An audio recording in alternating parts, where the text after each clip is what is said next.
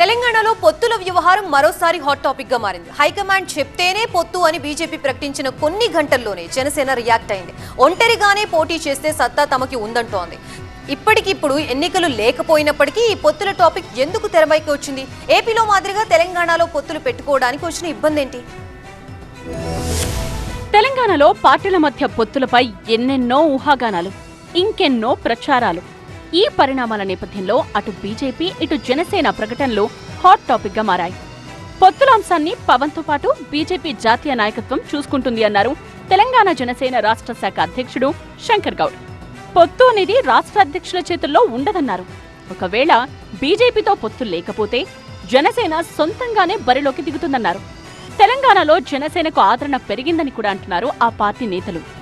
నేను ఒకటే చెప్తున్నా, అలయన్స్ అనేది ఏదున్నా జనసేన అధినేత శ్రీ పవన్ కళ్యాణ్ గారు, అదేవిధంగా జాతీయ నాయకులు చూసుకుంటారు తప్ప అది మీరు నేను నిర్ణయం తీసుకునేది కాదని మరొకసారి చెప్తున్నా.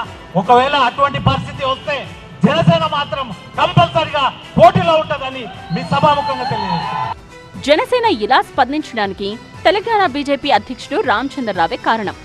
శుక్రవారం నాడు ఢిల్లీలో పార్టీ పెద్దలతో సమావేశం అనంతరం తెలంగాణ బీజేపీ చీఫ్ రామచంద్రరావు పొత్తులపై కీలక వ్యాఖ్యలు చేశారు. జీహెచ్ఎంసీ సహా మిగిలిన ఎన్నికల్లోనూ బీజేపీకి ఎవరితోనూ పొత్తులు ఉండవన్నారు. తెలంగాణలో బీజేపీ ఒంటరిగా పోటీ చేస్తుందనే విషయాన్ని మరోసారి కూడా స్పష్టం చేశారు. మేము పొత్తు అనేది గతంలో కూడా పొత్తు లేదు తెలంగాణలో. మేము పొత్తుల విషయంలో జాతీయ పార్టీకే వారే చూస్తారు, ఎన్డీఏలో భాగంగా ఎవరైనా వారు చూస్తారు. ఇప్పటివరకైతే తెలంగాణలో పొత్తు లేకుండానే పోటీ చేయాలని నిర్ణయం ఉంది. తెలంగాణలో బలమైన రాజకీయ శక్తిగా ఎదుగుతున్నట్టుగా భావిస్తోన్న బీజేపీ రాబోయే అన్ని ఎన్నికల్లోనూ ఒంటరిగానే పోటీ చేయాలనే ఆలోచనలో ఉంది. అయితే తెలంగాణలోనూ రాజకీయంగా విస్తరించాలని భావిస్తోన్న జనసేన తమ మిత్రపక్షమైన బీజేపీతో కలిసి వెళితే కలిసొస్తుందా లేక ఒంటరిగా వెళితే బాగుంటుందా అనే ఆలోచనలో ఉన్నట్టుగా పొలిటికల్ సర్కిల్స్ లో టాక్. కానీ ఇరు పార్టీల నేతల వ్యాఖ్యలతో పొత్తు ఉండబోదనే సంకేతాలొచ్చాయి. మున్ముందు ఏం జరుగుతుందో చూడాలి మరి.